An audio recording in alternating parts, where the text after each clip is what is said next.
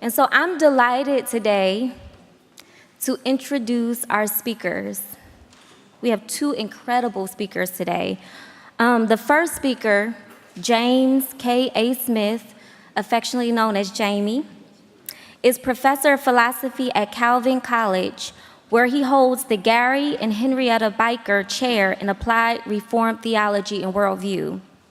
Trained as a philosopher with a focus on contemporary French thought, Smith has expanded on that scholarly platform to become an engaged public intellectual and cultural critic. An award-winning author and widely traveled speaker, he has emerged as a thought leader with a unique gift of translation, building bridges between the academy, society, and the church. The author of a number of influential books, his books include Who's Afraid of Postmodernism?, Discipleship in the Present Tense, a series on cultural liturgies including Desiring the Kingdom, another book, Who's Afraid of Relativism?, How Not to Be Secular, reading Charles Taylor, and one of my favorites, You Are What You Love, The Spiritual Power of Habit. Smith also regularly writes for magazines and newspapers such as Wall Street Journal, The New York Times, Slate, Christianity Today, and he serves as editor-in-chief of Comment magazine. His academic interests include philosophical theology, continental philosophy, hermeneutics, postmodernism, St. Augustine, who we'll hear about tonight, and philosophy of the social sciences. And Dr. Smith is currently working on a major project on St. Augustine, considering Augustine's influence on 20th century philosophy and his continued relevance for existential questions in our secular age. He and his wife, Deanna, are elementary school sweethearts with four children. And when you ask Dr. Smith what he enjoys, he will say, I quote, "Travel with my wife and our four kids is my favorite pastimes. We also enjoy gardening, cooking, wine, the parents, not the kids, and a little camping. And I relish quiet evenings reading and occasionally writing poetry and fiction." Jamie, we want to read some of that poetry. With him is Dr. Kyle David Bennett. Dr. Kyle David Bennett is assistant professor of philosophy at Caldwell University in New Jersey, where he also directs the Spirituality and Leadership Institute, a think tank and training center that focuses on spiritual formation and citizenship in North American democratic society. Kyle studied philosophy at Geneva College and did his PhD at Fuller Seminary, where he wrote his dissertation on fasting. His background is in existentialism and phenomenology with an eye to society and culture, but he's particularly interested in citizenship and how spiritual disciplines bear on leadership and civic practices in our pluralistic society. He's taught theology, philosophy, and ethics at Azusa Pacific University, Providence Christian College, and the King's College. He also had a stint as the reviews editor at Comment magazine. In his most recent book, Practices of Love, Spiritual Disciplines for the Life of the World, Kyle helps us understand that spiritual disciplines not only help us draw closer to God, but also help us draw closer to each other, while at the same time providing a corrective to malformed ways of being and doing in the world. Would you help me welcome our two speakers for tonight?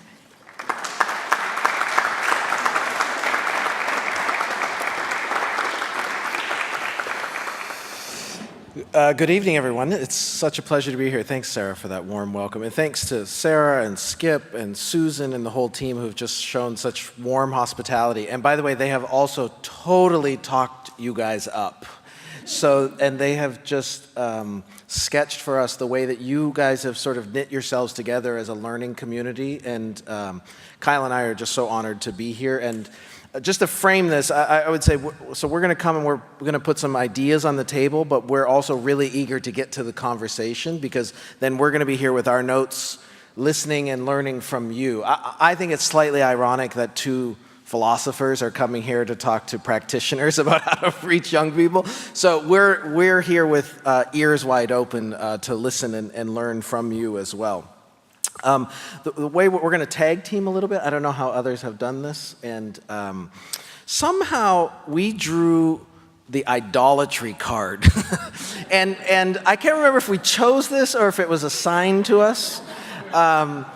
But we are up for the challenge. And so what I want to do is, in the first setup here, I want to give us sort of a framework for thinking about how and why idolatry would be a joy inhibitor.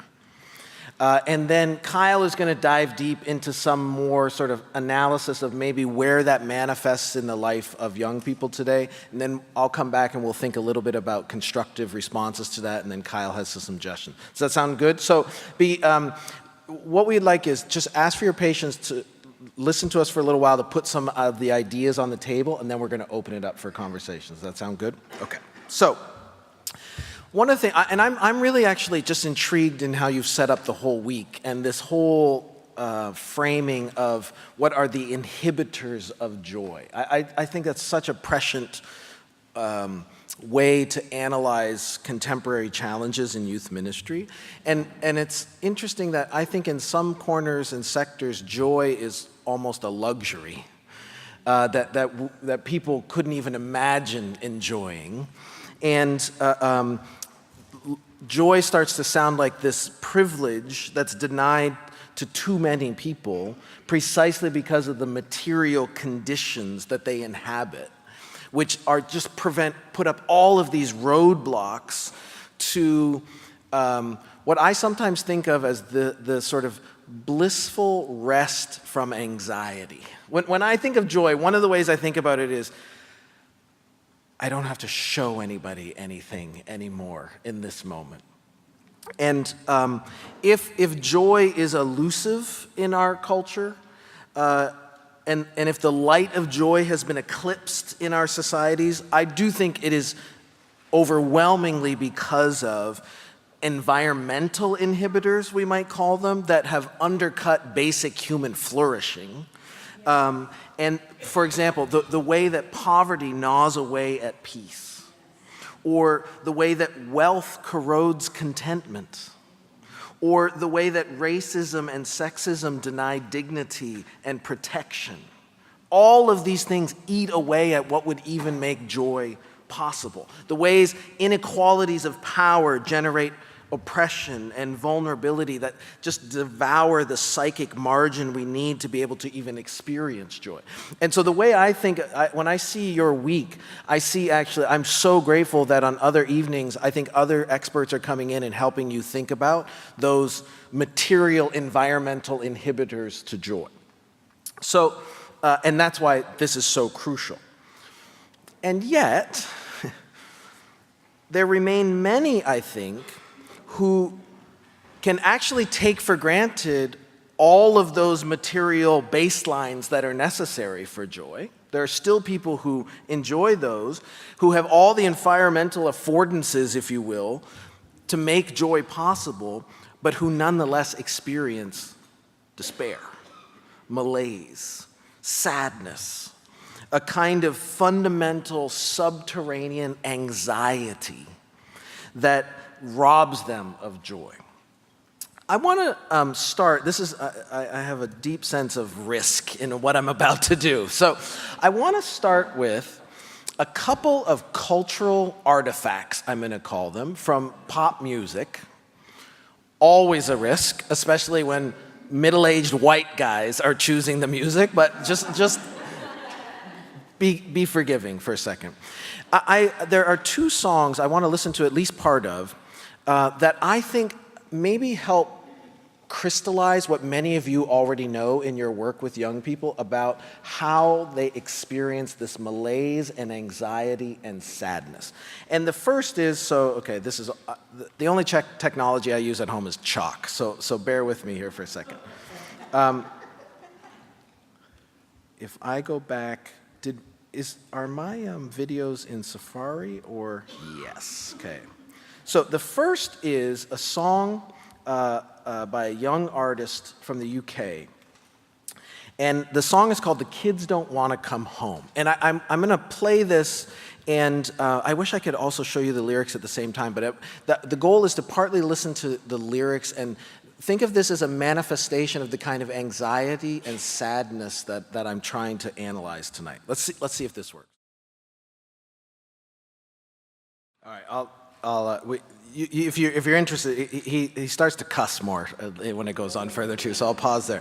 What interests me is, in some ways, I'm as interested when he's just talking to young people facing the camera as what's going on in the lyrics. If you ever get a chance to look at it and read the lyrics, partly it's interesting, he's sort of protesting the generation that hasn't expected enough of them. And maybe you should just be a bit more demanding. Maybe you should actually ask more of us. It's almost a kind of a critique of indulgent parenting on some register. But the piece I want to home in on, and which will make more sense in a moment, is it opens by saying, I don't know what I want. I don't know what I want. And what we're going to find is that this is a common refrain. And I actually want to suggest that that might be at the heart of the anxiety that robs us of the possibility of joy. I don't know what I want. So is everybody okay? You'll indulge me for one more. I won't make you watch this whole thing. But, so, okay, the second example, again, just trying to feel a kind of, imagine these musicians and bands as anthropologists of the current moment. And this is by a Montreal-based band called Arcade Fire. I'm Canadian, so I'm obligated to bring some Canadian artistry. And this is from their latest album called Creature Comfort. And the nice thing is, because of the way the video is set up, you'll actually see the lyrics as it's playing.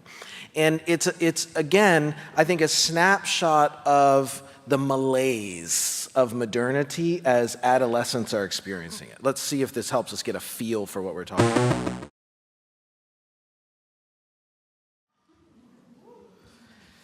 So, I hope you can see why I thought both of these are of interest for us. Let's see.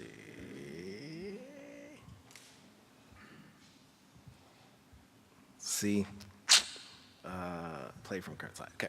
So here's what interests me. In the Arcade Fire song, obviously you see people struggle. He's actually talking about suicide, self-harm. But do you see the play that's going on here? This ironically, it's a prayer. God, make me famous. And it's like these young people are inhabiting a world where the two options are go viral or why do you exist?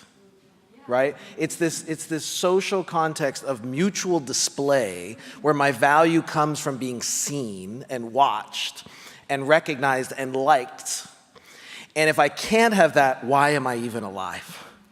And what's interesting is, again, the exact same refrain keeps circulating through this song too, which is, I don't know what I want.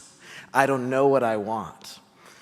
So how might this speak to the dynamics of idolatry? See, now I understand it's maybe tempting or easy to dismiss some of what's being described here as affluenza or something like that, but that's not a response. That's just evasion of a problem. And so the question is, what is the inhibitor of joy that's going on here, right? Both of those are very, very stark worlds without joy. What's the inhibitor? Why do both of these songs bring up our wants, our desires, and not knowing what we want? Well, this is where we want to suggest that, in fact, when you are on the terrain of wants, you are actually now getting on the terrain of worship. So let me try to unpack this. And this is where, this is kind of mean to do to you after you've had barbecue and it's evening, summer evening. But here's the argument, okay? In addition to these other kinds of material, political, psychological inhibitors of joy, we want to consider what might almost seem like a scandalous possibility that idolatry should be numbered among the inhibitors of joy. Because our analysis wants to suggest that these wants, these hungers, are at the heart of understanding joy inhibitors. But that means that we are on the terrain of worship. Why? What's the connection between wants and worship? This is how to think about it. What we devote ourselves to, what we give ourselves over to, what we entrust ourselves to with the hope of satisfaction and meaning and significance is worship. What you ascribe worth to, what you give yourself over to, is your worship, and it's what you want. So our worship shapes our wants, and our wants find expression in our worship. So could it be that one of the inhibitors of joy in a secular age is precisely our idolatry, that is, our false worship? Now, I want to immediately address a concern here, which is, isn't including idolatry as an inhibitor blaming the victim? That's why when we signed up for this, I thought, this is cool, we can do a ton with this. And then I started thinking about talking about this, I'm like, wait a second, what are we saying? Are we just pointing the finger at young people and saying, don't be idolaters? No. To describe young people suffering from anxiety and despair as idolaters does not really seem, I get it, like a constructive or compassionate approach, right? Isn't this a kind of judgment that only would deepen their anxiety and their alienation? It's sort of like saying, I'm really sorry that you feel judged by society, Ashley, but maybe you shouldn't bow the knee to Baal or something. It's like, is this really a constructive response? Well, okay, that's not our point. In considering idolatry as an inhibitor, the point is not denunciation, it's diagnosis, okay? Because our idolatries, by the way, our idolatries are less conscious decisions to believe something false and more like learned dispositions to hope in things that will disappoint. Does that make sense?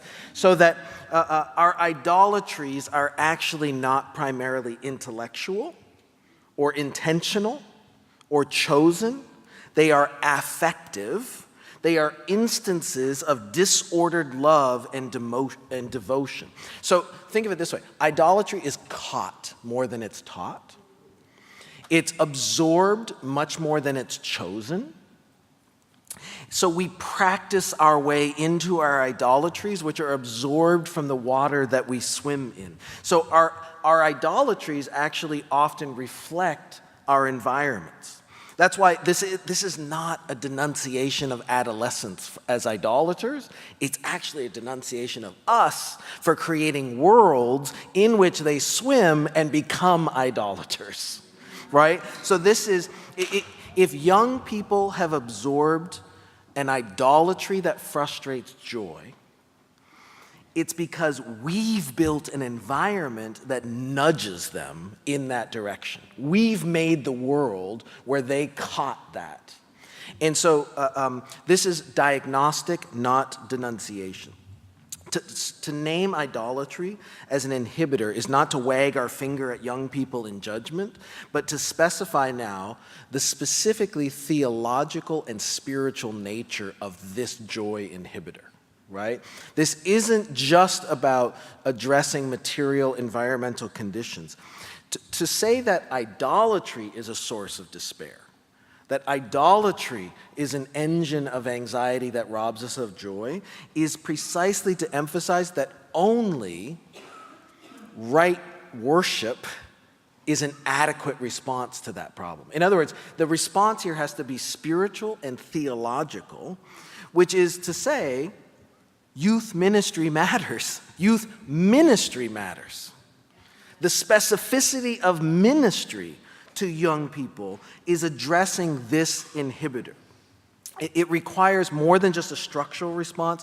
What we're doing in youth ministry is tackling the register of the heart and the heart's affections and the heart's longings and cravings, and offering young people, I would say, unapologetically, a theological diagnosis, but even more importantly, holding out the spiritual disciplines of the body of Christ as an invitation to give themselves over to someone else, to give themselves over to a God who graciously welcomes them and sees them and loves them as they are. So we're really talking about rebuilding our capacity for joy.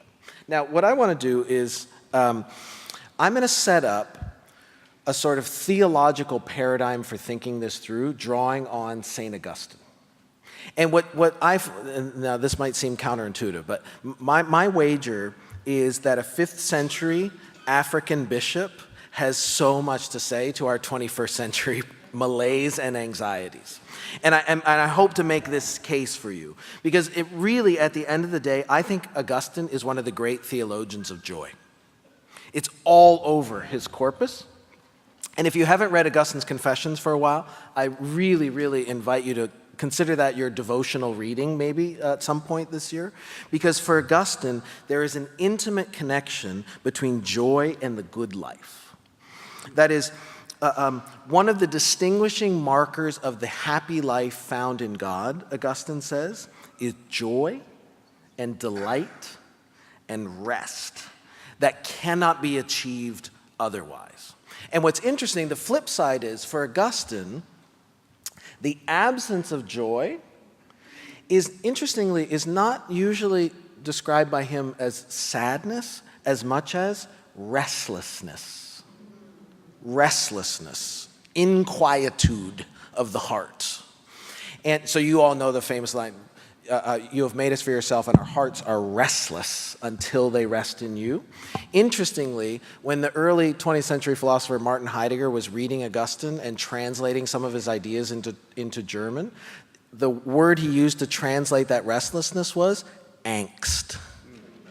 We all know angsty teenagers, right? So the opposite of joy is anxiety. Augustine says this is near the end of the Confessions. The authentic, happy life is to set one's joy on you, God, grounded in you and caused by you. That is the real thing, and there is no other. God is the source of joy because he's the place where we find our rest.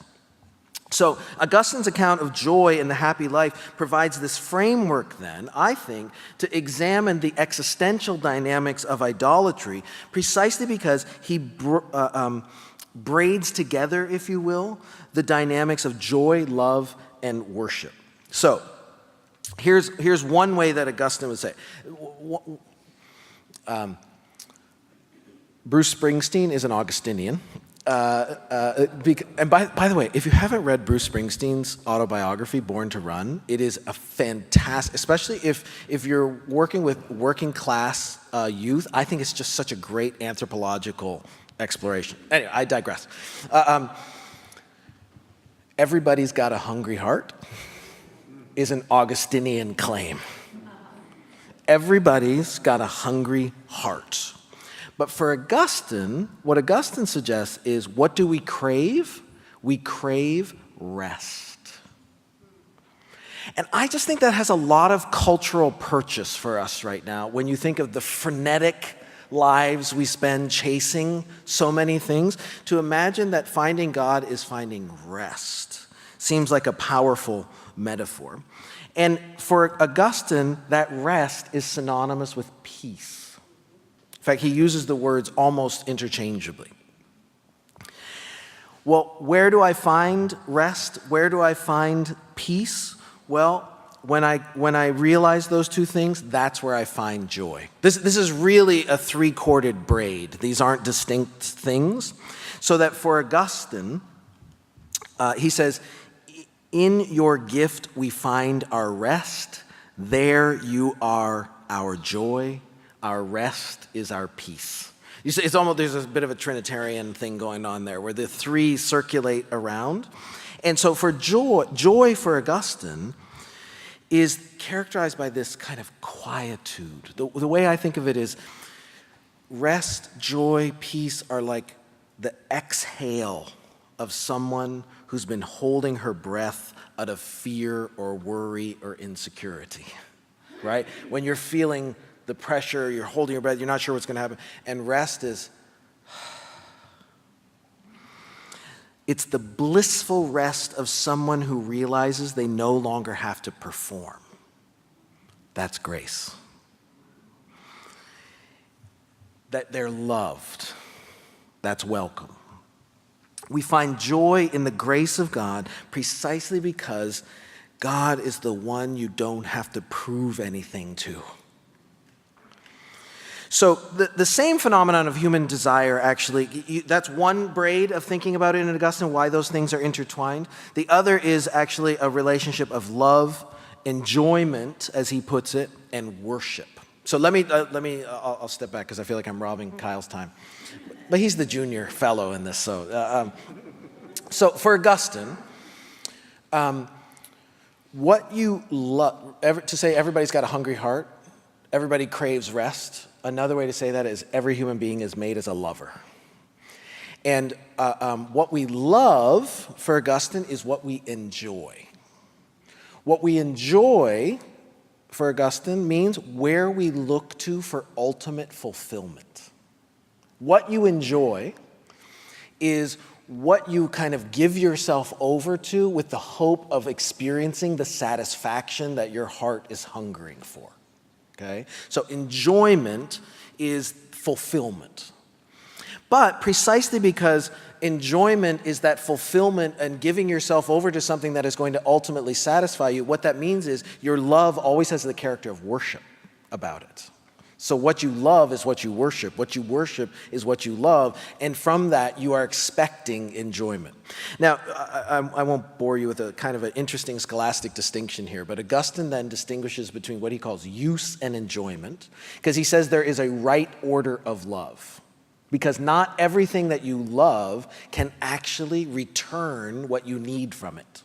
Does that make sense? So, and this now I hope you can probably see where the diagnosis of idolatry comes from. So for Augustine, right-ordered love means there are some things that I ought to love as ultimate, which are ultimate things, and then other things are sort of penultimate, and I receive them as gifts to use in order to love the ultimate thing. Now, if it helps, just think of this in terms of the creator-creature distinction. Ultimately, where we will find enjoyment, peace, rest, satisfaction is from the one who made us. That's rightly ordered love. And the one who created us created the gifts of a good creation for us to sort of small e enjoy in order to capital E enjoy God. When is love disordered? Can you guess? If that's rightly ordered love, using creation to enjoy God, receiving creation as a gift to enjoy the Creator, what do you think disordered love would be? Exactly. You flip the order, and now what happens is you seize upon the creation and you try to enjoy it as an end in itself. You love the creation instead of the Creator. Now, okay, so now you've got, this is Augustine's sort of framework for rightly ordered love. This is from a work called De Doctrina Christiana, sometimes translated Christian teaching, on Christian teaching, or better, teaching Christianity. Among all the things there are, therefore, those alone are to be enjoyed which we have noted as being eternal and unchanging, while the rest are to be used in order that we may come at last to the enjoyment of the former sort. So some things are made to be used, other things to be enjoyed. Ultimately, what is to be enjoyed is the one who made all of it. All right. Now, I hope you can see, you can already guess how this goes for idolatry. What is idolatry? Idolatry is disordered love. But what do we mean by that? Again, this isn't just primarily a denunciation, like you've broke the commandment. I mean, it is that. But this isn't a legalistic analysis. The point is this. Idolatry doesn't work. Why? Because what's going on in idolatry is I am foisting infinite expectations upon finite things. I am foisting ultimate hopes upon penultimate things. And so what turns out to be the problem with idolatry is that it is an exercise in futility. It's a penchant that ends in profound dissatisfaction and unhappiness. Idolatry doesn't work which is why it creates restlessness. And every time your idol disappoints you, you go looking for a new one. So Augustine's diagnosis then of just what's going on in idolatry is that we are enjoying what we're supposed to be using. We're treating as ultimate what should only be penultimate. And at one point he uses a journey metaphor, and he says, imagine this. You have been made to reach the shore of God's grace. Right? That's our calling, that we will find our end and fulfillment and meaning and significance when we sail into God's gracious welcome. But what we do sometimes is we get on the boat and we're like, this is a fantastic boat. I love this boat. I never want to get out of this boat. This boat's got there's a mini bar and all these guys, right? So what Augustine says happens is in our sort of disordered journeys, we start glomming onto the gifts that were given to get us somewhere else as if they were the point of the cruise. And I wonder if that doesn't set up a way of thinking about what's going on in idolatry is this disordered set of expectations about what can satisfy. Which might then explain precisely why the cultural liturgies that we get caught up in are almost always exercises in futility and disappointment and anxiety because they can't return what we're looking for. Indeed, every idol is usually a mirror, which makes us even more self-conscious of our failures and disappointments in that regard. So if that's making you drink from a fire hose a little bit. And I even left out some really good stuff. But I want to use that as a setup because now Kyle is going to delve into actual phenomena and see how this might help us analyze a particular case. Thanks, Kyle. Thank you, Jamie. Thanks, everyone. Let's get into concrete specifics. And you'll already see up here my clever title, Idolizing on Instagram. But quite a few of my own students at my university and high school students that I've conducted interviews with over the years, one area in which I think we practice idolatry is on social media. And this is where I think it really touches ground, not only for them, young people, but for ourselves as well. And there are two manifestations of idolatry that we'd like to home in on, anger and anxiety. And what's interesting for me is someone like Augustine, so a little bit of scholasticism here. For Augustine and the Danish philosopher Søren Kierkegaard, anxiety or despair is the opposite of joy. But for someone like Seneca, the Stoic, anger is the opposite of joy. Right? You avoid all of those things which could somehow upset and unsettle you. Right? So what's fascinating for me is in these interviews with young people, those two emotions or passions that came up most were anxiety and anger. Right? So I'd like to focus on anxiety the most. Now, why Instagram? Well, I think it's got some kind of grip, a unique grip on young people that other platforms don't. When I conducted these interviews with students, many of them would bring up Facebook and say, of course, there were political or social posts that they struggled with and upset them, but their response to this was to delete their account. Many of my students deleted their Facebook accounts. Whenever they were angry, they would delete or go off of Facebook. There was no real attachment or investment. What's interesting, though, the flip side, and I've been thinking about this, I was thinking about this on the train as well, and I won't bore you with all of those juxtapositions, but there's something going on with Snapchat, too. I mean, do any of you in this room have Snapchat? Right? There's something really fascinating with Snapchat, and one of my students, in her remarks, said that it was too distracting. And that sort of provoked thought in me. Could something be so distracting that you cannot become too invested in it, too devoted to it, to give yourself over to it? Right? That Snapchat would be, and I'll get into this once I show a picture here in a second, but there's something about Instagram that sets itself up for the kind of idolatry and idolizing that we're talking here.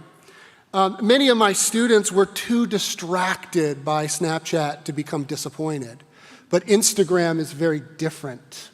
Instagram, they noted, upset them. They compared themselves and evaluated themselves and wanted affirmation and were disappointed when their expectations were not met, but they could not give it up. What's going on there with Instagram that we just can't seem to give it up? I think it's got a grip on us in several ways. I'd like to focus on sort of two sides to it, or look at two sides to it. The first is the culture of it, just how the matter-of-fact way in which we practice it, how we use Instagram, the culture of it. This, I think, is what's alluring for young people. And if I can categorize myself as a young person, even though Jamie said I was middle-aged, which is false, put that on the record.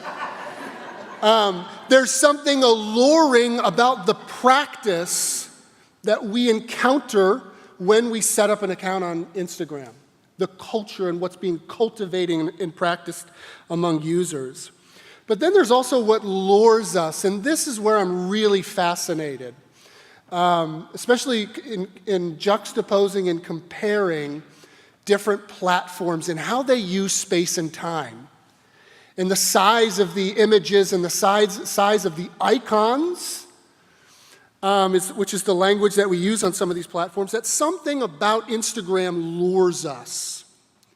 There's features to Instagram which lure us to do what I'm about to say here in a second, to present ourselves, or as Jamie put it, to perform, right? What's hidden there is what's offered to us by the platform. So let's look first at the culture of it, the presentation, as I would say, the presentation of it. And I've got a photo up here, and this is not to acquire new followers, although you could search for me and we could become friends. Well, we're not actually friends, you just follow me, right? But what's interesting about this photo is this was 2 or 3 weeks ago. A bunch of my seniors graduated, and we were at the pub, and we must have taken this photo at least 17 times, right? So, and we'll get to this, the presentation or the performance of get the right photo. Posture and perform, and be what is expected or what's needed. Right? The first thing that we can note about the culture of Instagram, for those of you, well, I asked about Snapchat. How many of you have Instagram? Okay, please find me. No, I'm just kidding. I'd like to do a little exercise right now, though. Would you pull out your phone, if you have Instagram on your phone? Pull it out, open the app, and I'd like to do a little exercise. Just kind of scroll through the first 10 photos. And of the 10 photos, count how many are selfies. That is, pick a picture of the user or the body of the user taken by the user.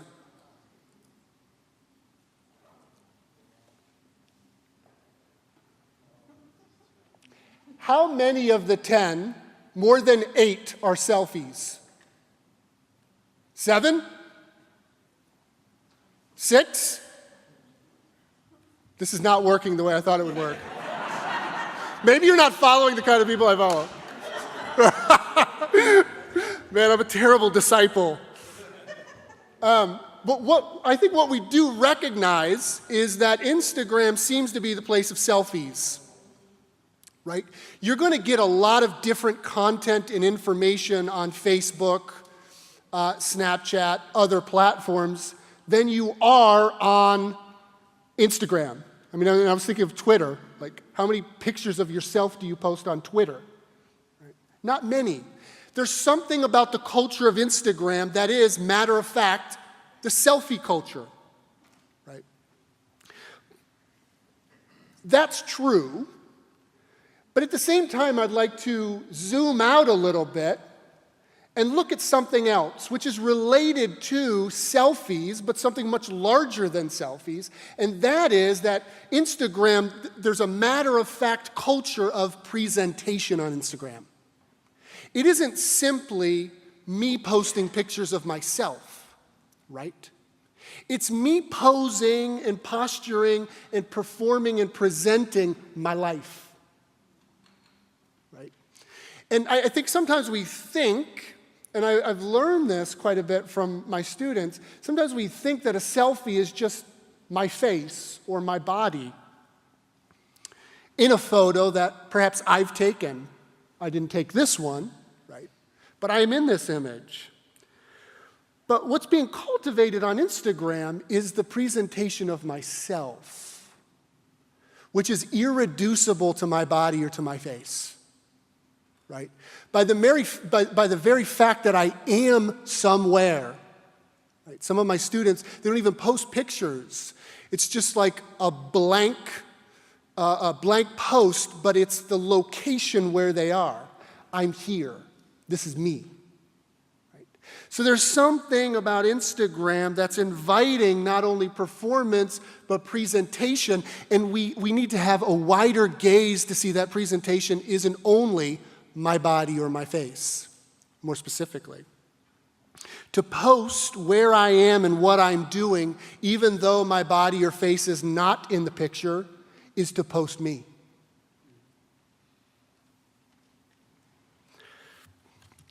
That's the culture of Instagram we seem to find ourselves. Well, I seem to find myself. I don't know about your followers. But there's also, as I said, this is what's interesting to me, is sort of the subtle offerings or gifts that these platforms give that are on offer that we may not think much about.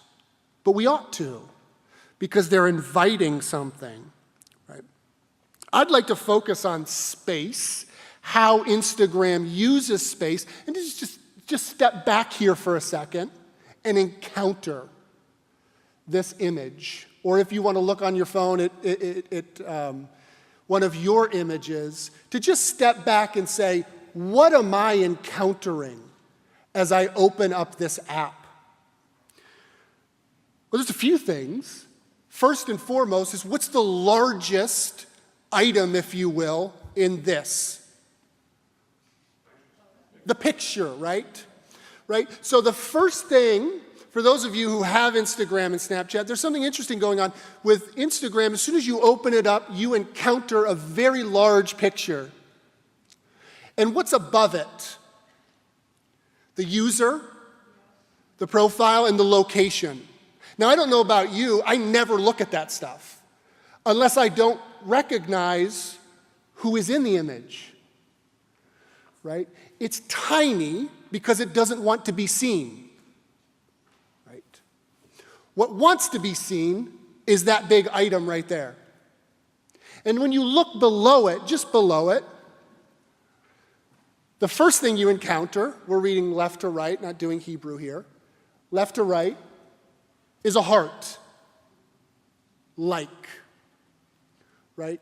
And then you have a comment box or a comment icon there. And you have message and flag, and then you have the number of likes, or if it's a video, the number of views, and then you have the caption. Now, I don't know if this is reading too much into it, but there seems to me when I encounter this, there's something going on here. Right? These icons are small, because the image is the focus. What's being given is that image, not anything around it. But then below it, when you start to look and single things out, the first thing you're looking at is, do you like this? And then maybe, do you want to say something about this? And then if you've got a lot of time, you might look to see who has viewed it or liked it. oh, they liked it, maybe I should like it. And then maybe if you care about the person you're following, you'll comment on it or you'll read the caption which the user has posted. It's almost as if it's inviting how do you feel about this? Look at everyone else and how they felt about it. Look at what the user thinks about it, right? But it's tapping into that affective, luring you in. Do you like this? Do you enjoy this? Now, what's interesting is looking at it from the other side as a poster, as someone who is posting the photo. I mean, how many steps do you have to go through before you post the photo? Filters, and so on and so forth. Right? All of this seems to me to suggest that there is a lot going into this. Right? That this is an intricate process. But perhaps I am a middle-aged man, and I'm reading too much into social media. But as I mentioned earlier, when we conducted these interviews, many of my students had expressed feelings of anxiety with respect to Instagram, other social media platforms, but Instagram in particular, but unwilling to give it up. I'd just love to give you 4 quotes that resonated with me, stuck with me, and one that kind of shocked me. But I just want to sort of throw this out. Are we making a mountain out of a molehill? Really? Instagram, idolatry, inhibitor of joy? But listen to young people speak. I would definitely say that Instagram can have a negative effect on me. I try to follow accounts that are uplifting and inspiring, but I inevitably compare my appearance, my experiences, and my lack thereof to the people and photos I see. I'd just like for you to begin to flirt with the idea that maybe all of this that goes into presentation is also inviting evaluation. Think twice before you post this if you want to get those likes. Here's another student. I get anxious about the number of likes I get. I have notifications turned off, so it's only when I check a few times a day. It's a very low-level kind of anxiety. I usually tell myself it's pointless. How many of my followers like my pictures, percentage of total likes, and getting more likes than the last picture? We'll get to that in a second. This is the one that kind of shocked me and was provocative for me. Instagram, right? When asked what brings you the most anxiety, Instagram.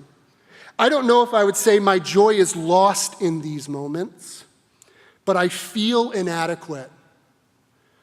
Or rather, I feel like I'm not doing enough. I'm not receiving enough out of life. So maybe that is stolen joy. We're not talking about preventing or inhibiting joy, but joy that's snatched. Right? And I love how this is framed as joy in the midst of suffering, right? Because I think we would be naive to think that joy is ultimately the absence of suffering.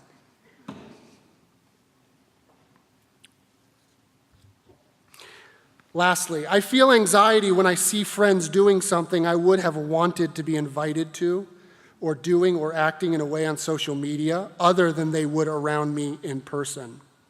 And it gives me concern. I also feel anxiety when I start to compare myself and my own life to what I see posted on Instagram. For example, comparing my looks to someone who is beautiful and fit, or comparing my lifestyle to a post from someone who is doing something fun. My friends, this is not adolescent naivete. I think that if we really take a step back at our own posture on social media in general and Instagram in particular, we get this, right? There is that invitation to present, right? And that invitation to present brings along with it an awareness of evaluation and comparison.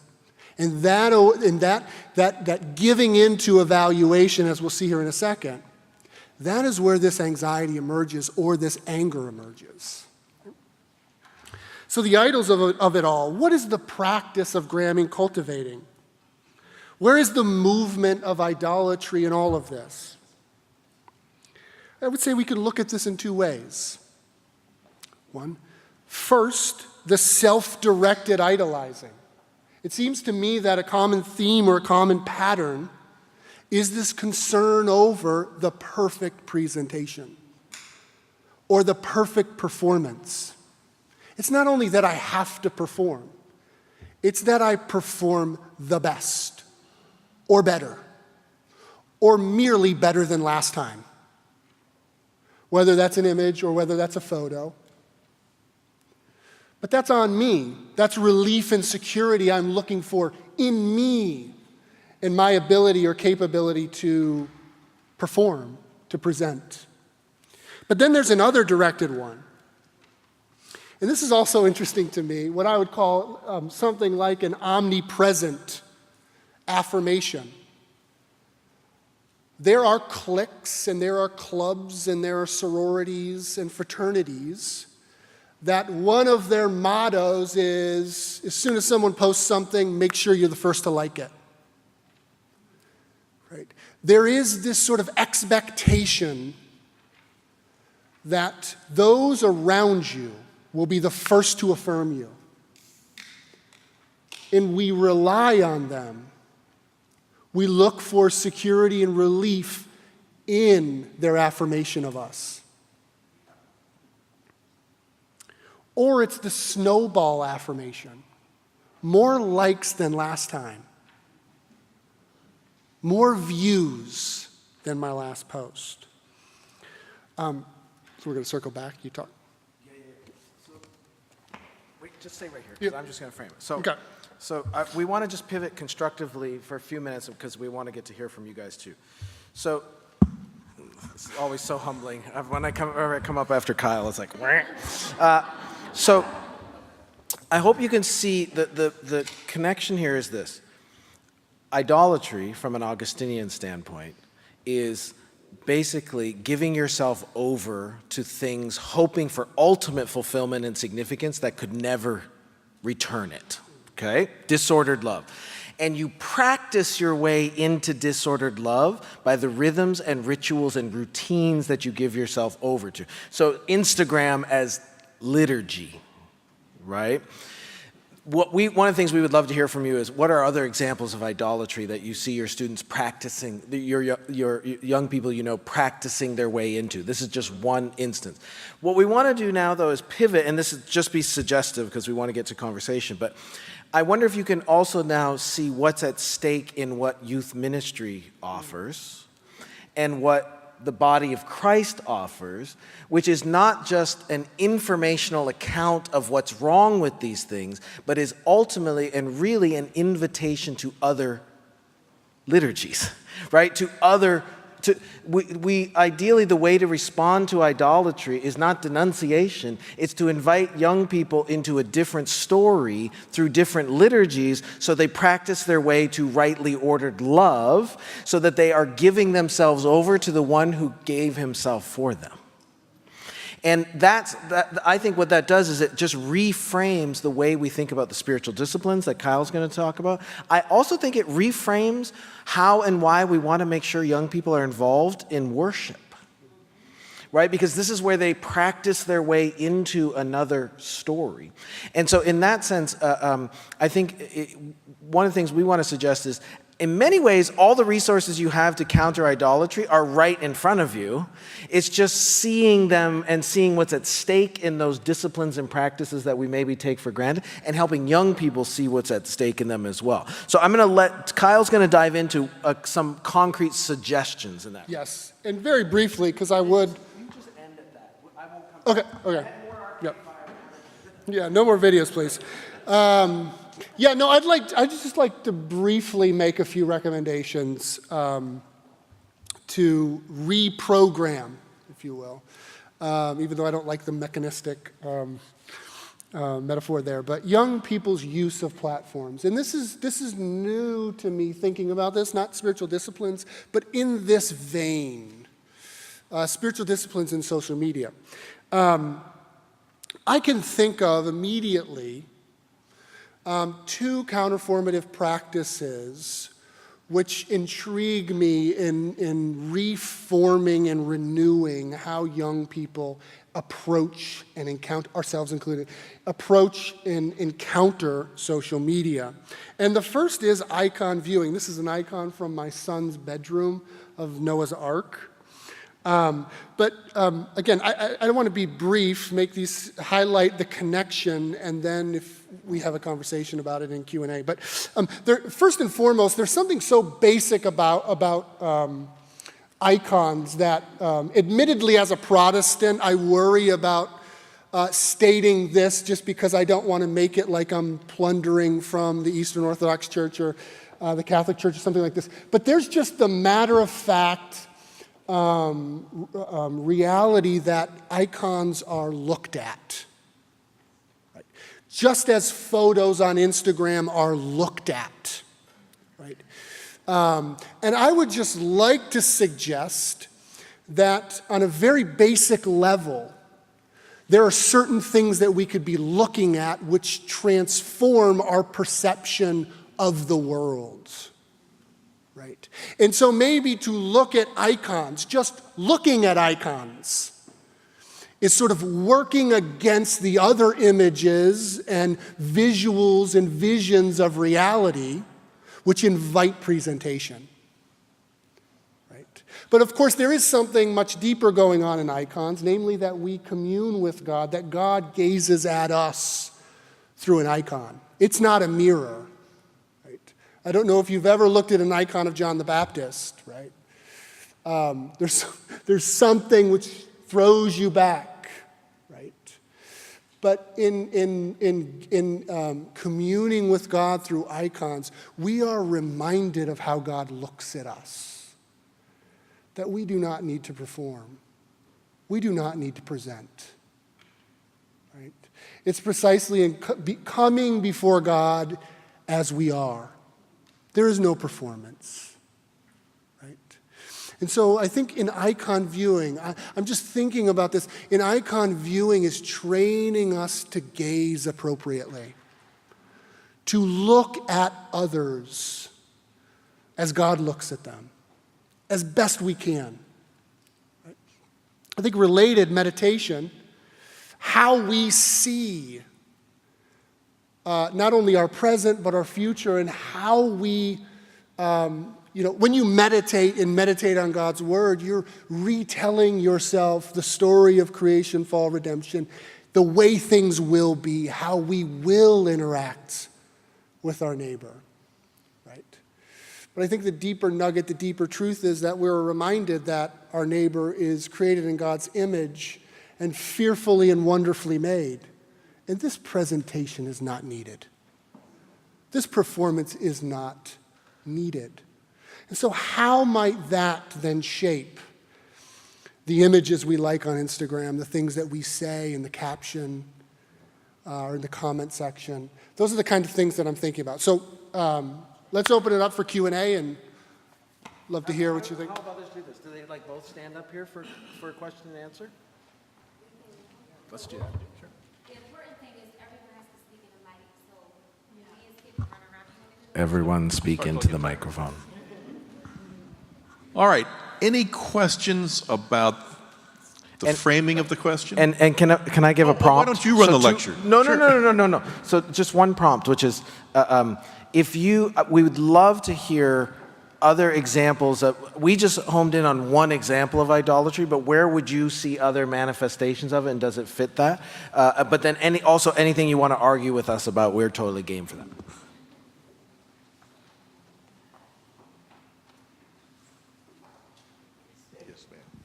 Yes, I'd like to talk about other illustrations of idolatry that's really, really prominent with our young people today, and it starts with the parents. The parents sometimes which they think is out of love, they pour everything on the child. That child's value is now, if I have the latest sneakers, the latest clothes, the latest jewelry, the latest hairstyle, and it's robbing them of their self-worth. And if those things are not provided, and sometimes the parents are working 2 and 3 and 4 jobs to provide those things for their children, and then their children get in trouble and they begin to rebel and everything. We weren't created to worship stuff. We were created to worship God. So we've got to go back to the foundation. That's the biggest thing that I see, especially in our inner city, amen, finding our value from what we have rather than who we are. We're created in God's image, amen, and we should never have to perform. We that are believers, that are the body of Christ, if we're not careful, we'll fall into that same category. Even in our ministries, we'll start performing, amen, rather than being. Do you understand what I'm saying? Yeah. No, absolutely. And it highlights again, too, especially when you sort of start with the parents, we look at ourselves first. And I mean, one way to think about this is to try to diagnose why we've become so assimilated to the disordered loves of our culture, right? Like why, I think it's in many cases because we didn't realize that the things that we were doing something to us, and they were really transforming our affections. So now we even sort of raise our young people into that. If you ask those parents, do you think your value comes from having stuff? Of course they would say no. But they live into that story. And so the question is, where did we catch that story? How did we get suckered into that story? And it's the rituals and liturgies of consumerism that I think what's intriguing is actually how ubiquitous that idolatry is. And it, ironically, it actually transcends class. Right? And it is increasingly a global story that we get. So then the next question is, how do we liberate ourselves from that narrative beyond just saying, that's not true, right? You have to practice your way into the alternative, I think. That's very, very helpful.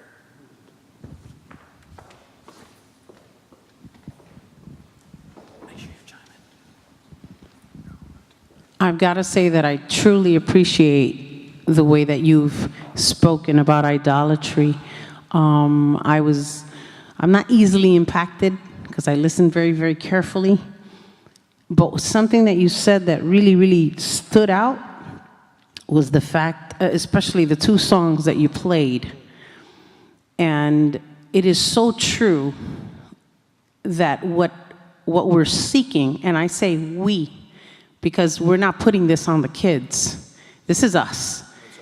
What we're always seeking is to be recognized, to be noticed, to be wanted, to be loved, to belong. And that's because we lack that connection to the I am of God that they were talking about on Monday and Tuesday, and you kind of touch on it again, that return to the Creator, that we desperately so need to understand our identity in Christ in order to understand what we're supposed to want.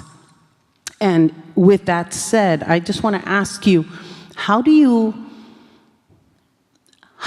combat that? As a parent, for me, I look at myself and my failures, and there've been many, many, many failures, but I look at myself and I'm saying, God, I still have an 11-year-old at home.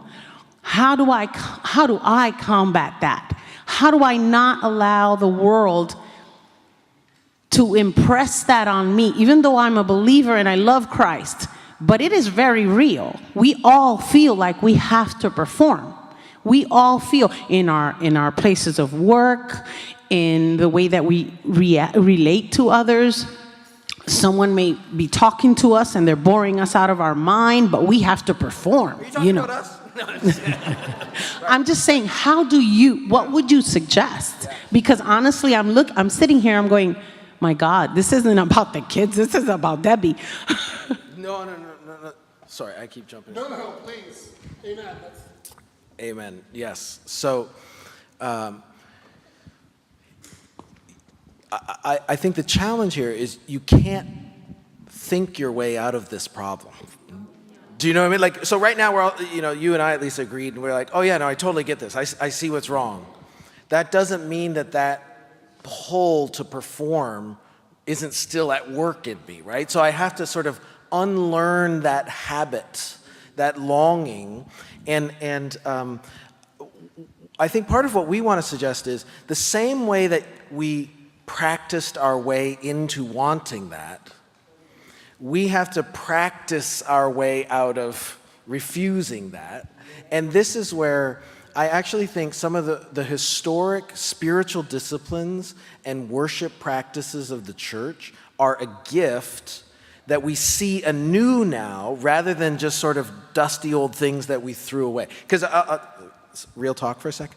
So one of the things that worries me, actually, is what happens when the church itself gets suckered into performance? Right? All right, this is a Pentecostal crowd. I'm feeling at home now. So because then at that point, if the church has also basically remade itself as consumer performance culture, well, now the church itself isn't resistance, right? It's not teaching it in any way. If anything, it's just Jesusifying the dominant paradigm.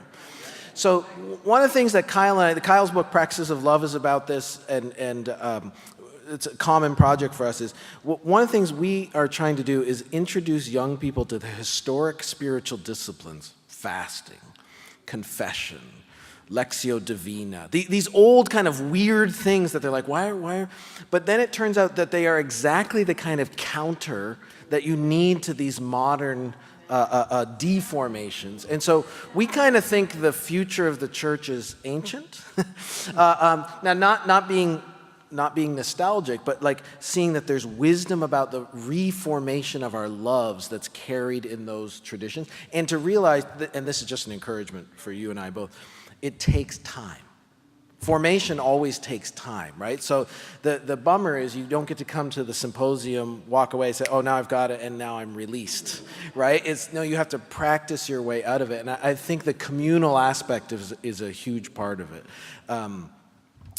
What we want to do is invite young people into the story where they know they don't have to perform for a God who's already given for them, right? And grace is something we want them to catch in the communities. Now, I will also, sorry, I'm rambling here a little bit, but I also say this: I can guarantee you, because you are here tonight, you all already have an opportunity and are doing this, where you are saying and showing a young person, I love you, I care for you, and you don't have to perform for me. You are modeling that, right? You are exemplifying that.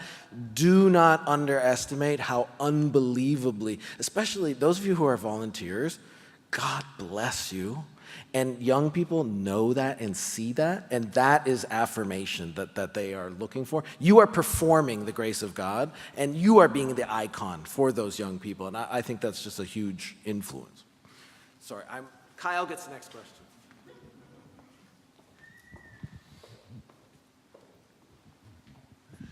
Good evening, everyone. In James 4:4, it says, whoever will be a friend of the world is an enemy of God. Whoever will be a friend of the world is an enemy of God. Idolatry is a very, very, very dangerous thing. When you put anything before God, anything, it could be stressful and very harmful. When something comes at me sort of invisible, I'm going to protect myself. I'm going to protect myself. through the vessels of God, through the wisdom of God. When Jesus died on the cross, he wiped out idolatry. He completely wiped it out when he went to the bottom of hell and now sitting on the right hand of the Father. When we're sincere with a true heart towards God and pray to him with a sincere heart, and we're really, really, really true with our heart towards him, he hears us and he will answer our prayer concerning anything that's harmful and troubling us.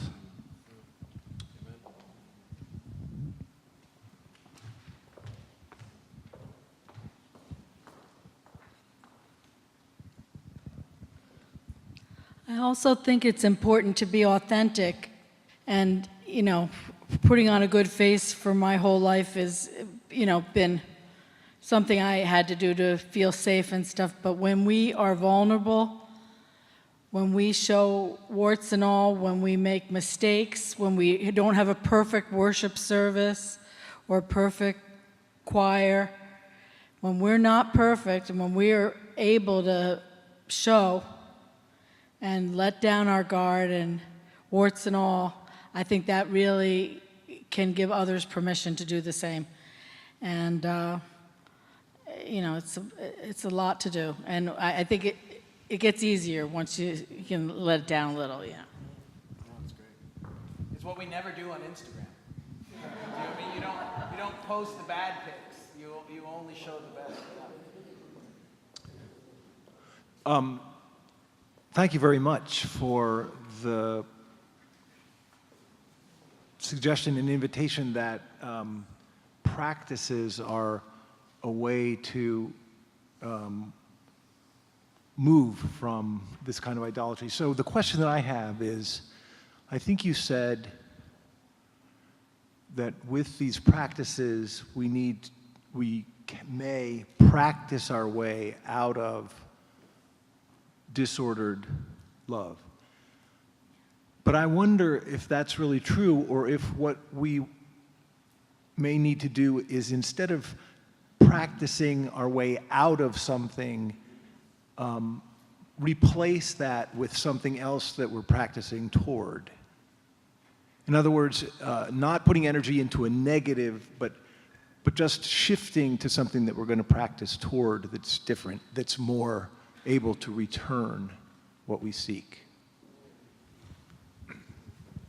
Totally, yeah, and that's just my fault in not adequately communicating that. So what I'm imagining is, so imagine you've got the liturgies of Instagram, the liturgies of performance, the liturgies of consumerism.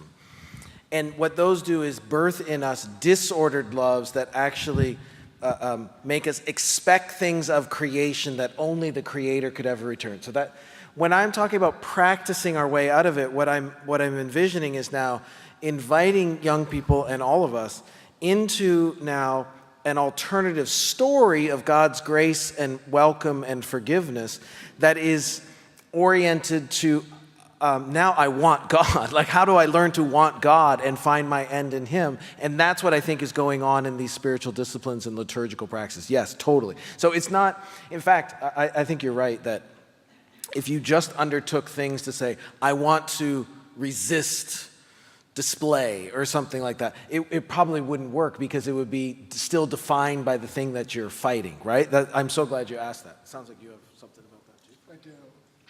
Thanks for giving me a moment to... Yes. This is rudimentary thoughts for me, but what I've been working through here has to do with presentation, and I hope it hasn't come across like social media, a bunch of evil geniuses offering us, opportunities for idolatry at all. By no means. But I'm also thinking about something else not related to presentation, just, I guess you could put it, sort of my hand habits. Whenever I'm bored or I'm sitting waiting for my kids to get out of school, I reach for my phone. what am I doing? What am I looking for? I mean, I think this is precisely some kind of implicit or deeply sedimented longing to be stimulated, to find rest or something like this. And it's got me thinking about liturgy of the hours, praying 6 times a day. That rhythm and practice, it seems like me reaching for my phone could be an opportunity for me to have a conversation with God, for me to meditate for a few minutes.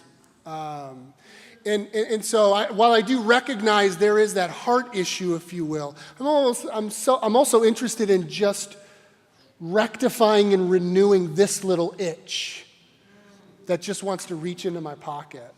So yeah, I do think it is, not only those deeper devotions, but it's almost like my hand has its own devotions too. Do you have a rosary you could give him right now to solve his problem?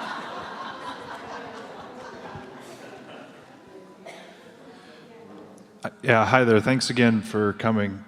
One area that I see idolatry a lot is in athletics, and that's, pro sports, even all the way down to youth sports, I think, 9, 10, 11-year-olds. And whether that's the idolatry of the athlete to success on the field or in the arena, or the things that come from that success, or even fans of those athletes, especially at the pro level. So that's just an observation. And the question I have is a little bit related, and maybe is even related to what you talked about with reprogramming. The question is, how can one, or what room is there for people to use the idols that are actually being worshipped to reorient that wrong worship or that idolatry towards right worship?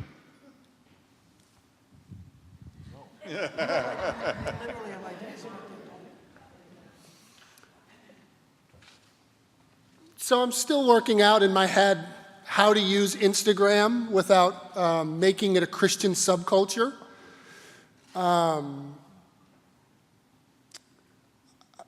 I personally, I have these conversations with my students, and what's interesting, again, going back to what I mentioned earlier about juxtaposing Snapchat and Instagram, there's something more humble about Snapchat than there is about Instagram, because I'm going to take a picture or I'm going to take a video of this moment, and I'm not ready for this moment. I'm just in this moment. And I'm not going to perform. But I'm not going to posture and present myself in this moment, right? And I just invite my students, and I think about this with my own posting of pictures, that I don't need to take 10 photos to get the right one, right? That, I don't always have to take pictures of myself or post pictures of myself and so forth. So those are the kind of things that I'm still thinking about with respect to Instagram and social media, or Snapchat in particular. Again, without making it sort of a Christianized or Christendom on social media or something like that. Yeah, it just quickly, I do think it's interesting to imagine how the idolatries themselves still manifest something about our human hunger for God. Right? The French philosopher Jean-Luc Marion says, idolatry is the low water mark of the divine. Like, it's still a sign that we sort of like crave something. Or have you ever heard this G.K. Chesterton quote? It's a little bit crass, but every man knocking on the door of a brothel is secretly looking for God. So there's a way in which even our idolatries are backhanded testimonies to this inbuilt desire for something ultimate. So that I do wonder if there aren't ways to like meet people in that and sort of say, I see you're looking for something, right? Like this is, and then how can you sort of build from that? It would be very contextual, right? Like you'd have to sort of sympathetically understand what people are after. I haven't thought about that enough. It's a great question, though.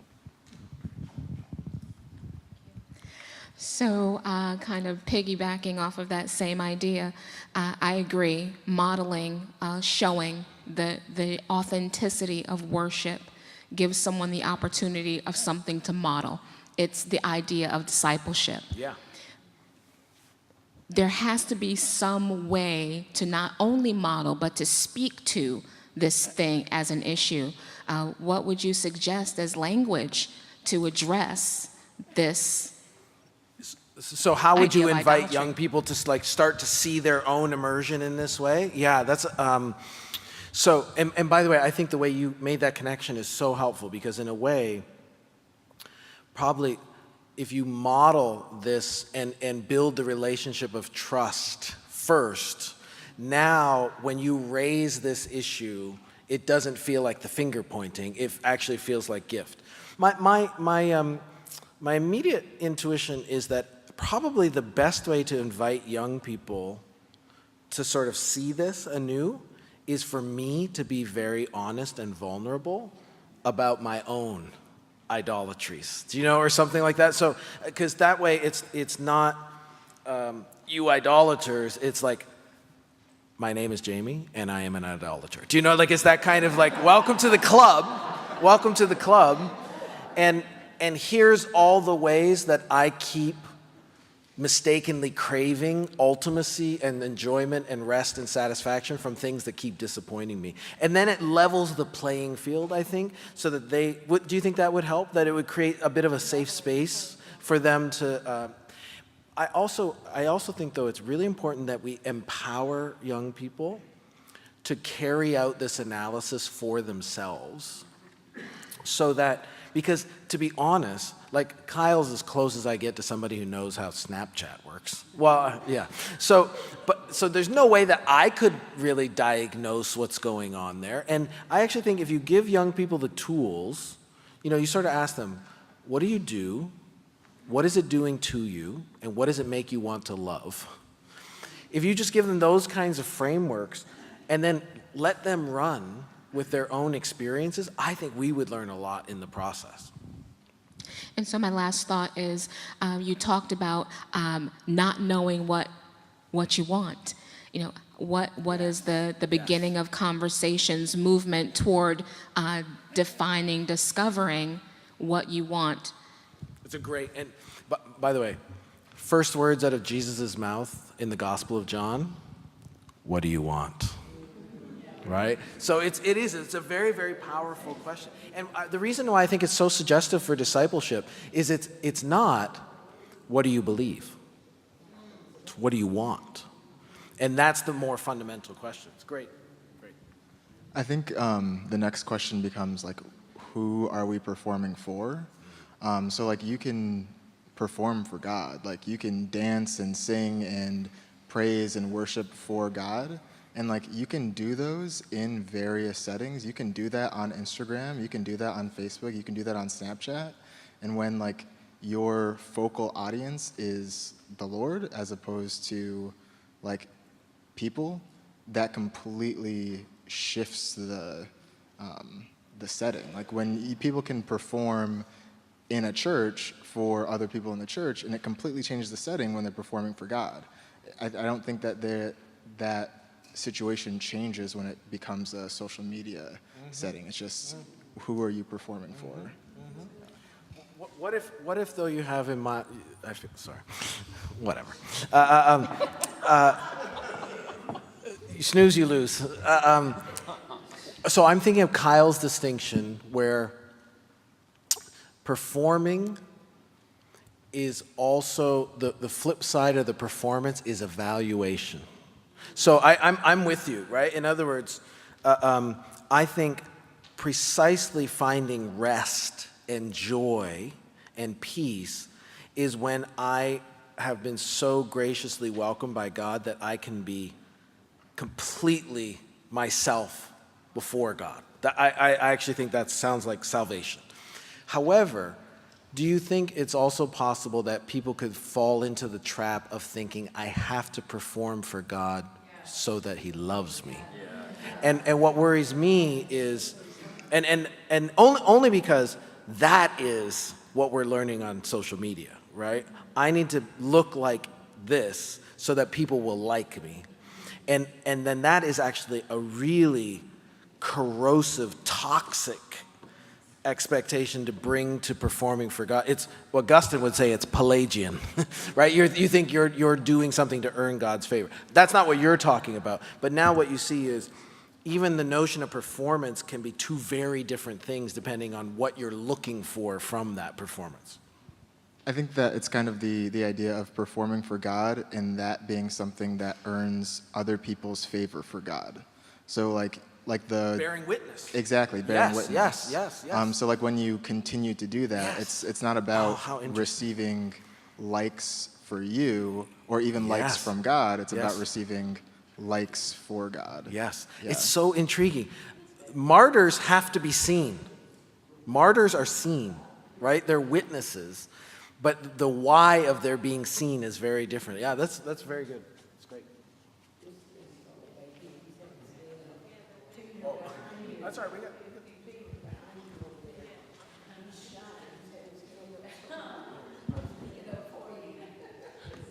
Thank you. You've got an advocate. I appreciate it. So I was struck by the fact today that you used the phrase idolatry is caught, not taught. Reminded me of a phrase we heard yesterday, that values are caught and not taught. Your question was, where else have we seen kind of this behavior, right? And the room has mentioned a number of times in ourselves, in our own lives. It seems to me that Instagram is a tool that helps young people walk out some of the same values that they've seen from adults in their lives. And I appreciate icon viewing and meditation as specific practices that might speak to Instagram, right? As this kind of central tool, right? As this kind of place of performance and seeking affirmation. I wonder if similarly, right? I've heard you mention Lectio Divina. I've heard you mention a few others. I wonder if similarly, if there are just a few practices that you think are core, not necessarily for, right, the Instagram obsessed, but for the people who have, like for us, who have caught those same values, we just might be using other tools, our job, seeking affirmation, our friend, right? Yeah, but are there specific practices that you would recommend to help, generations that are not Instagram obsessed to find the rest, the peace, the joy that we want to model to the young people in our lives?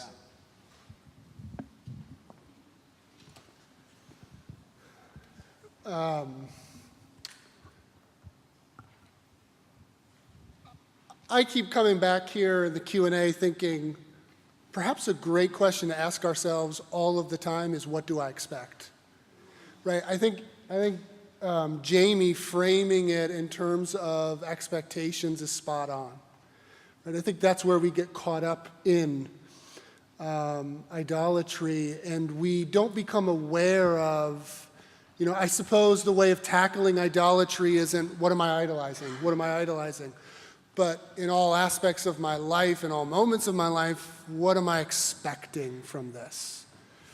When I post this, what am I expecting? When I get up here and give this lecture, what am I expecting? Right? I think that at least for me, that clues me into, what am I devoting myself to? What am I invested in? What am I hoping for? And that should, I think that would bring with it an awareness of the kinds of things that I find myself giving myself over to. Now, I guess immediately I would think, if you're thinking through the Christian tradition and its practices, something like the Ignatian Examen, at the end of your day, asking yourself, what did I expect today in these different scenarios and moments, could over time clue you into the patterns of, what am I giving myself over in the routines of my everyday affairs? Yeah, I'm Reformed, so Calvinists are a bit fixated on sin. So, it's funny how often I think about the practice, the communal practice of confession, but always with assurance of pardon, absolution. And I think it's deeply countercultural in a number of ways. The habitualness of coming to grips with my own failures and the devices and desires of my own heart, and my honesty about that, and basically being compelled to have to do that by the communal rhythms. But I also just think it's so huge that I never am invited to do that without then Jesus telling me to stand up and saying, I forgive you. And so that I know that I'm not doing this to earn anything. It's actually just to sort of restore this relationship that I can't risk, you know. And that's, I have found,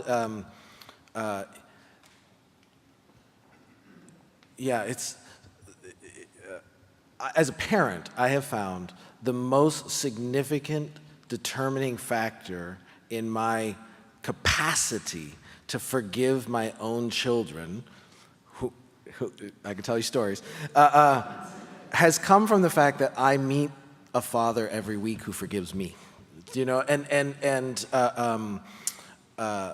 that I feel like I've practiced my way into something there that I didn't even know I was doing until I needed the capacity to be able to do that. Does that speak to something like your? Now, I think. I would also just want to put one more thing. Sorry, I'm talking way too much. I actually think service is an incredible opportunity here for all of us, but maybe especially young people, to be called out of ourselves and towards others. And I don't want to just make this generic volunteerism, but I mean like sort of beloved community kind of service where because we serve a suffering God, we are now going to be a people who come alongside the suffering. And it just takes them out of that paralyzing self-consciousness that is their world. And now shoulder to shoulder, they are compassionately alongside others. And I think that is just such a humbling but grace-filled experience of being welcomed. I think young people really eat up opportunities to do that meaningfully. And if you can tie that to the Lord's table, you know, to being welcomed by God, I think it has really powerful resonances, yeah.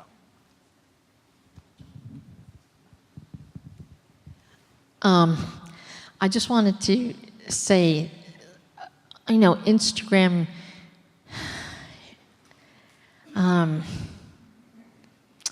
sometimes I think we need to reach people where they are. So it's difficult to reach people if you're trying to give a newspaper to a 16-year-old. That's going to be difficult to reach them, right? So where are they at the moment, and how are they communicating? And on social media, sometimes that is the only space in which they have interaction with others. Get home from school, nobody's there. Nowhere to go, nowhere to play, nothing around. So go in the room or whatever and get on social media. And it is a form of connection at that age. So I guess my question would be, you can reach people to offer how they would be compassionate towards something with the right post. So perhaps in a way, joining in the integration of that, although I can totally understand the idolatry of that, but I wonder if utilizing viewing and other things to say, hey, do you like this? And assessing the value in that way. Heart this, comment on this. What does God say to you in this? Can I just say amen?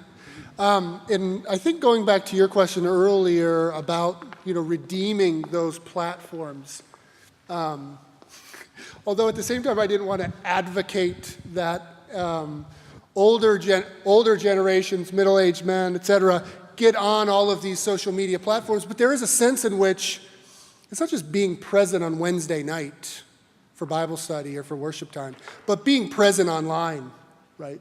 That we are in a digital age in which we are wrestling with being present online and modeling the kind of habits and behavior online ourselves, not simply with what we post, what we comment on, and how we comment.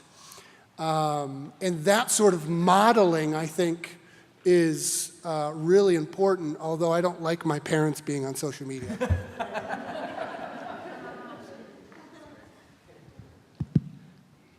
Thank you very much. I just want to read a passage from 2 Timothy chapter 3. But mark this, there will be terrible times in the last days. People will be lovers of themselves, lovers of money, boastful, proud, abusive, disobedient to their parents, ungrateful, unholy, without love, unforgiving, slanderous, without self-control, brutal, not lovers of the good, treacherous, rash, conceited, lovers of pleasure rather than lovers of God, having a form of godliness but denying its power. I just want to say that, as I hear everyone speaking here tonight, I know that this is not a coincidence. I know that God brought us here as leaders to unveil something that has been going on for thousands of years. It's an evil. It's an evil disguise. Just like in the garden, there was an apple or a fruit. If we look at our phones, iPhones, they have the same logo, the apple. Think about this for a second. Whenever we need help, a lot of people, they don't go to God, they go to Mr. Google. Think about that for a second. Everyone goes to Mr. Google. No one goes to God anymore, to the Bible. Everyone has their Bibles on their phones. No one's reading the Bible the way they're supposed to be reading the Bible. So I think it's an evil disguise today that is luring a lot of people to the same thing that Adam and Eve were at that time. And God has brought us here today to tell us that this too can be that evil if we don't use it correctly. And we need to voice that out to our young people, not only to them, even to the adults. Sometimes the adults, they neglect the young people. I've seen, messages where kids, they've come to me and they say, I wish my mom didn't have a phone because she doesn't give me the attention that I need. So it has to start with us first. In order for us to project to them, we have to be the beginners. Amen? I just wanted to share that. God bless everyone. Yes, thank you. Thank you.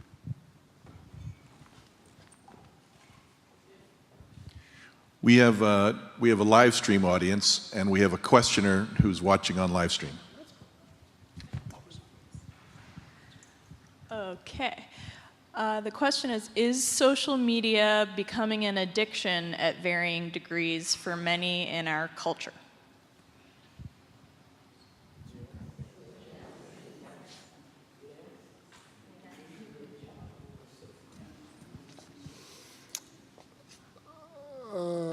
Yes.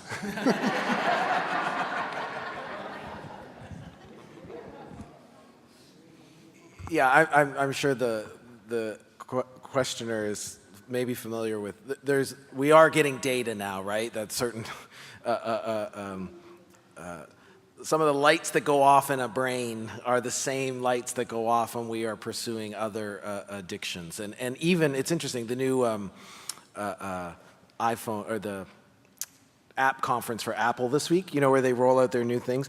Apple is now going to build in distraction controls to their devices because they know that it's got a hold of us and that we know that enough that we want to be liberated from it, but we're going to ask the device to liberate us from it, which is, I actually think is an incredibly powerful recognition of the way choice architecture works. I think the only thing I would say, the question is then what follows from that question, which is, okay, name your addiction. What Augustine Augustine has the answer to almost everything. But in Book 8 of the Confessions, Augustine gives this analysis of what we would now call addiction. And what he says is, it's when precisely what start as choices become habits, which then over time become necessities that I couldn't not do. So what started as something I could choose to do, by the end of the chain, becomes something I couldn't not do. And that I do think and what's at stake there is freedom, agency. And what Augustine says is, you can't, the only thing that breaks you out of that is a new will, is the incursion of grace that liberates you from that chain. And it's one thing to say that. I just want us to be encouraged that the conduits of God's grace are the gifts of God for the people of God that we call the practices of the body of Christ. So the Spirit of God is, believe me, I come from Pentecostal stock. I'm all for God surprising us. I also think, though, the Spirit makes a promise to the disciplines and practices of the body of Christ, which we call the sacraments, which are then these conduits and channels of grace. And in many ways, I think we would do young people a gift if we invited them to see that the Spirit will always be present for them in those things, and that liberation is found in those disciplines. They are the liberating disciplines. And we don't want to, I think a generation, especially sort of in the 80s and 90s, baby boomers kind of thought we need to liberate young people from liturgy. But I think what young people are looking for are liberating liturgies. Right? And don't overlook the treasures we have within our traditions that actually might be exactly what we need for the cultural moment in which we find ourselves. Two things. First, I'd like to respond to your question, actually. You were talking about sports and idolatry. And I want to say that, first of all, I think that that type of idolatry is really based on self. I have seen many parents, and we've invited them to come in and have their kids come in to Bible study night. And we've worked hard to make it exciting and fun. And what I hear time and time again is not the kids, but the parents have the priorities wrong. They say, oh, well, you know, Juanito's in the baseball team and he can't make Bible study that night. Or, you know, my child is involved in X sport and cannot come to church that night. And I think we've moved so far away from those liturgies. We've moved so far away from teaching our children that they need that time to learn God's word, to learn what's there, so that then they could value that. And if you're a coach or you're someone that works in it with teams, one of the best things is to use that. And say, if you look at Apostle Paul, he talks about winning the race, running the good race, gaining the prize. So those are opportunities that can be used in an athletic setting to talk about and build up on faith. But I think unfortunately, it starts at home. And secondly, I wanted to share that I think, too, that those words that you said about going back to certain traditions, and I'm gonna shout her out here. She's not gonna like it, but I love one of our youth leaders, Isabel. A couple months ago, maybe 3 months ago, I went downstairs from our adult Bible study. I went down to the youth Bible study just for a minute because I was gonna pick up my child because I wanted to leave early because school the next day and all of that. And I was stopped right in my tracks because when I walked in, she had the lights dimmed. She had all the different youths in different areas and corners. And as she walked around, I heard her say, no, tell God what's in your heart. just talk to him like you would talk to your friend, your closest friend. And she did that, and I just quietly watched. I actually pretended to go to the bathroom just so I could watch. But as I observed her doing that, my child came home, and when I heard her pray, her prayer was different. It wasn't, "Dear God, I come to you tonight." It was more, "God, I'm so tired. I don't even want to go to school tomorrow. Help me make it." And it changed her conversation, because someone took the time to teach them that you can talk to God. Just talk to him, and it's okay. And I think we have to go back to those roots. Beautiful.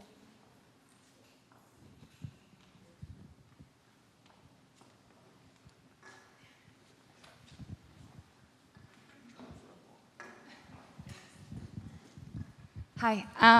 I just, to answer your kind of question about what are we idolizing, I used to work as an admissions counselor at a college, and now I'm working as a youth minister. And in both of those roles, I just see college being idolized, like both by the parents and the kids, almost to the point that it is stealing their joy. And I guess I would love your 2 cents on how to combat that, I guess, because it's a huge thing, because you need to go to college, but it's also they need to be in the present moment as well. So, So I think here's the thing: we can idolize good things, right? That's actually almost everything that you idolize is actually a gift to be enjoyed as a way to enjoy God, right? So I guess it's about asking families, mostly families, to be honest, parents, what are we chasing this for? And if it's really because I'm climbing this ladder of ambition and upward mobility so that I can have X, Y, do you know what I mean? Well, then you basically want to help people to see that will not work.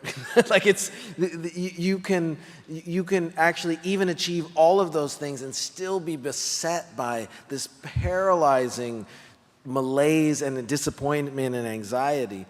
So on the other hand, is it good to go to college? Yes. For those for whom it's possible. It's not for everyone, actually. I actually am a huge fan of the trades, and revaluing the trades is good work. But helping people to understand, there's a difference between hoping to use something and imagining it's going to satisfy my ultimate longings. And I think that's where we set ourselves up for the disappointment and failure and expectation. But by the way, just to make one more pitch for Augustine's Confessions, the first half is basically him trying all of these different ways to find meaning and significance. And education is one of them. Sex is another one. Political influence and power is another. It's like he's from Manhattan. Do you know what I mean? Like this, oh yeah. So he tries all of these things, and they all disappoint. Does it mean that those things are bad in and of themselves? No, it's what he was foisting on them. Now, it's the problem that you're describing is a socio-cultural problem, and it's really, we need a different story about education in this country. But I think, especially if you're working in a youth ministry context, and you're talking to Christian families, just getting them to think about it in terms of the bigger story of what God is doing in the world, and to realize that we can be tempted to idolize education, I think is probably something they've never thought about. And so if you give people the benefit of the doubt and say, have you ever considered this? That's the beginning of a conversation, at least, I think, yeah. I would just add, there's another stream to that idolatry, which I'm sure you've encountered, in that they don't idolize their education or a college degree. They idolize the job they get after, right? This is a hiccup until I start breathing.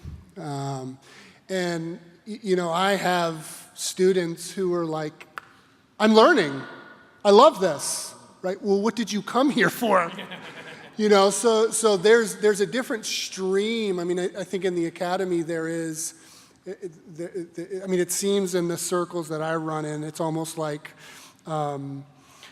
idolize, a college degree in education is a peripheral idolatry or indirect idol, which gets us to that real calf that we're going to bow before, which is our job. So I have a real basic question. You have two children, one excels in education and one excels in sports. So how do you tell your children you're proud of them and what they do and not demean the other one? And how do you keep them from idolizing the sports or the education that they're getting? Middle-aged man. Yeah. This is where I think the power of being the exemplar becomes so crucial, because what they need to see is that I love them equally for their good gifts, for their different passions and pursuits, right? There's an Ava Brothers song, you know the one I'm thinking of, right? About the brothers? Yes, I'm going to have to sing it to get the lyric, but it's sort of like, I wondered what my dad would say. Which one did my parents love the most? I wondered what my dad would say. A tear fell from my father's eye. He said, I love you both in so many different ways. So it's exhibiting the fact that people can be called to different passions and gifts, but that what they choose is not an indicator of my unconditional love for them. And there we are little icons of God, I hope, in the way we do that. Who's ever's in charge? Sarah's in charge. Thank you. Can we give our presenters a hand?